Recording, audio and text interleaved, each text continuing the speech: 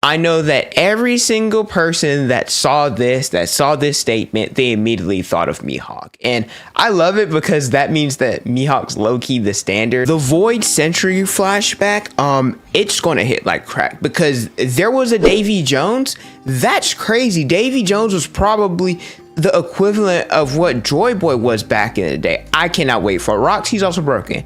This dude is a problem. He's broken. I can see why Sengoku talked about him the way he did. I can see why he was a menace and why he wanted to take over the world. He has ambition, and also he has the might, the strength to do it, and the crew as well. This is One Piece chapter 1155. It's titled The Rocks Pirates. Let's get into it. So in the last chapter, we saw Rocks and a few members of his crew, including Stussy, Shiki, and Whitebeard. They arrived on Elbaph. They're in the underworld, and they were talking with Loki, and he wanted to know, is this Elbaph, and where the heck is King Harald? Shout out Loki, because he is standing on business. Even though he's a kid, Rocks ordered him, was like, hey, go send a message to King Harald that his son Loki was hurt and that he needs to come back from the voice ASAP. And Loki's like, bump all that. Number one, my father doesn't really give a fluff about me, so he's not going to turn around. And number two, you're just a human. Why should I listen to you? And Rocks, he pumped out his chest because this man might have changed what we view about swordsmanship. It's going to change obviously with when we get the official translations, but in the scans it said Rox's swordsmanship was renowned for its brutal impact, akin to a giant hammer or cannon fire. It was said to blow everything in the surrounding vicinity away. And obviously he's using conquerors. It looks kind of similar to either Shanks or Roger, but his swordsmanship is so strong that, like I said, it blows people away. I know that every single person that saw this statement, they immediately thought of Mihawk. And I love it because that means that Mihawk's low-key the standard. And Mihawk, he's still one of the only two people in One Piece to have a permanent black blade that are swordsmen. So Shanks doesn't have one, Roger doesn't have one, and Xebec doesn't have one. And like we said, they're gassing him. The narrator, they're glazing his swordsmanship here. So the fact that Mihawk is the only one with a black blade, it showcases that his swordsmanship is still superior. That just showcases the level that Mihawk's at, the level that Zoro needs to reach. And low-key, that might mean that Zoro needs to be as strong as Xebec, but it's kind of scary, right? This is where we get into some scary territory because I'm not gonna hold you, I think that Xebec is still stronger, but then how the heck is Mihawk, the world's strongest swordsman, have this black blade, but someone on Xebec's level didn't get a black blade? This is where we get a little scary. It gets kind of, a little bit heated when you debate with people. But Xebec ended up attacking Loki, and well, Harald comes back because of that. But we got to put a pin in this because, well, what happened at the Reverie involving Harald, involving Xebec, the event didn't come to light because it involved people like Emu, the Celestial Dragon. But we still got to talk about it because apparently Xebec, he made it into the flower room. There are only a handful of people that have seen Emu. I know it's Sabo, Cobra, Doflamingo, Xebec, and I believe Warple. Those are like the only 5 or 6. I kind of lost count, but those are the only few that have ever seen Emu. And I don't think we've seen Sabo make it to the throne room, but he kind of snuck in, and then Cobra was invited. We've never seen someone make it into the flower room, and so Xebec being the person to do this, it's pretty impressive. At the same time, we also see what appears to be Gunko. She appears to be a direct servant to Emu. I think you got to go back to, is it chapter 908 or 909 where we saw some servant there? Chances are it was probably Gunko. Now, talking about Davy Jones, I have not heard of Davy Jones ever since Pirates of the Caribbean, ever since SpongeBob. And so apparently Xebec claimed to be a Davy Jonesian pirate, and he ended up leaving the flower room because there's nothing that he could do. We know that Xebec's goal was to be the king, be the ruler of the world.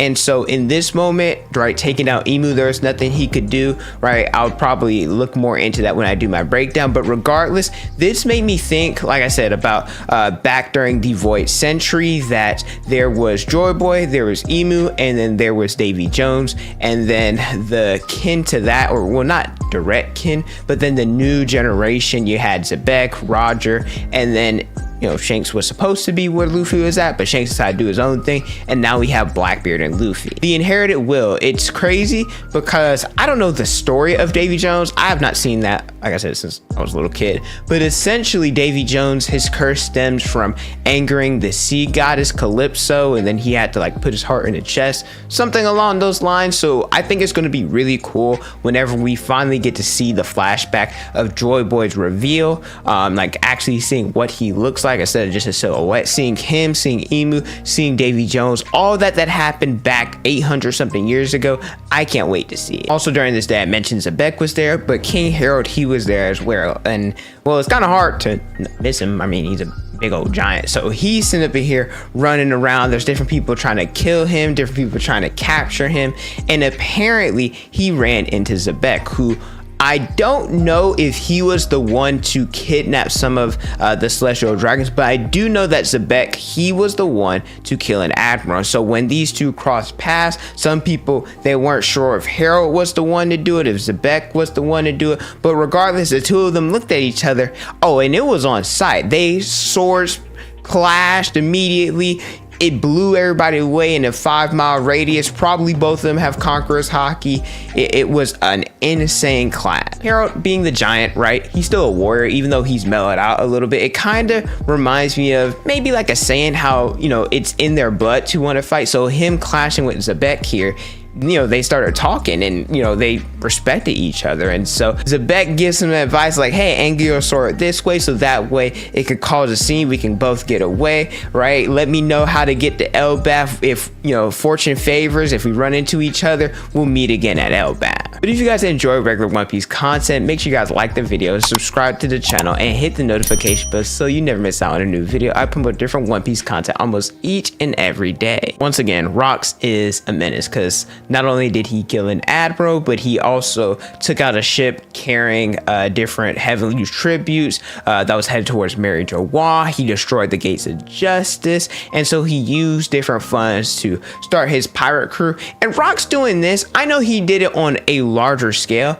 but I will always stand on this. How the heck does Luffy break into Ennis Lobby and leave? How does he break into Impel Down and leave? And how does he make it to Marineford and leave? And his bounty isn't as, like I said, it may not necessarily need to be as high as Xebec, but Luffy's bounty, I think it was either I think it was 300 or 400,000 or 400 million. It needed to be a lot more higher than that, because breaking and doing stuff to those government facilities, like, what? We also finally got to figure out exactly how Rocks built such a powerful crew. Obviously, you want to follow someone that's strong, but they circle back to Davy Back fights, and so we know that based off of, I think, Long Ring Long Land, that Davy Back fights, you steal people's treasure, you steal their flags, and you can even steal members of the crew. And so Rocks got into Davy Back fights in order to build his entire crew. But something that doesn't add up, at least to me, is that back during Long Ring Long Land, Zoro stated that Pirate Island was the founding island to do Davy Back fights. But then if you look at later in the chapter, and I'll dive into it a little bit more, Rocks talked about how he wants to use the world government, or at least trick them into giving them funds to take over or liberate Pirate Island, and then he's going to become the king of that island. So how did the Davy Back fights originate there? But part of his crew, all right, Shiki, Stussy, Whitebeard, he gathered them before he liberated Pirate Island. Regardless of that, like I said, I'll get into that a little bit later. Harald, he indeed came back once he heard that Loki was injured, and Loki's like, whoa, father actually came back for me? Like, yes, Loki, there are other people out there besides your mom that actually cares about you, so don't harden your heart. I know that everything you dealt with was sad, but yeah, your father actually loves you. And so Xebec is here. Like I said, my boy looks like a mixture between Blackbeard and Kid. He's like, hey, Harald, we are Clash Blades. Join my freaking crew. I need someone as strong as you. And looking at the crew, right, we see Whitebeard, Stussy, Shiki, we see them there, but we see other members as well. We don't see Kaido here, don't see Big Mom, don't see Gloriosa, Captain John. So it's like, maybe, I wonder later down the line, like when he ended up gaining them, some of them weren't a part of different crews, so he didn't win them in daily back fights. It just doesn't make sense to me how Xebec gained all his members from daily back fights. I feel like some of them he did, but there's definitely just no way he got all of them. I already mentioned Shiki, Stussy, and Whitebeard, but there are 3 other members that we didn't see at God Valley that we see here. We see Don Marlin. He was a gangster from the West Blue. Pirate Prophet Achoku. He is the future Commodore of Pirate Island. And then Ganzui is the smuggler. Xebec was already well known. Like I said, killed admirals, did everything against the world government. But where he really became well known and established his crew is what happened at Hachinosu. So back then, right, this was supposed to be a pirate exile. The worst of the worst, the baddest of the baddest criminals were sent to Hachinosu, sent to Pirate Island. It's supposed to be a barren wasteland. It's not the best place to be. No one wants to go anywhere near the island. So Xebec, he cut a deal with the world government, and so he's like, hey, if you guys pay us, we'll take back Pirate Island for you guys. However, once they get the money, they're going to take down Pirate Island, but they're not going to help the world government. No, Xebec, he's going to be the ruler of the island. And then once he's able to use Pirate Island as his base, remember earlier where he said he'll be back for Emu, he's going to bring the holy world down, and he's going to be the king of the world. Xebec has such a big goal, such a big ambition that I respect it, and strong people also respect him too. I mean, you got somebody like Whitebeard who joined the crew, and so he wants Harald to join because he clashed with him firsthand. He knows how strong Harald is, and so having a giant like that on his crew, he'd really be unstoppable. And of course, Loki seeing this, he's like, he looks up to Xebec because he's so ambitious and so passionate about his goal, his dream, that it's rubbing off on Loki, and he wants to follow someone like that. After 4 years of constantly begging, like, hey, join my crew, Harold, join my crew, he still didn't end up joining. But Rox, he does indeed invade Pirate Island. He ends up, building this strong crew, sending shockwaves throughout the world. And I assume this is where Big Mom and Kaido, Glorioso, the rest of them that we saw at God Valley, that they probably joined the crew, or at least somewhere within those 4 years. But that's it for chapter 1155. It's intense. It's a lot of lore. Wasn't a lot of action, but a lot of freaking lore. And so seeing the connection between Harald and Xebec, how Xebec, he's more of a rational guy than I would have expected. Sure, he hits people, he kills people, he cuts people up, does all that, but he still is rational when it comes to people that he acknowledges or at least respects, and well, I respect that from it. But thank you guys so much for watching. Let me know how you guys felt about this chapter in the comment section below. Don't forget to like, comment, and subscribe. Hit the notification bell so you guys never miss out on a new video from me. Instagram, Twitter, and TikTok is on the screen in the description below. And don't forget to unleash your potential.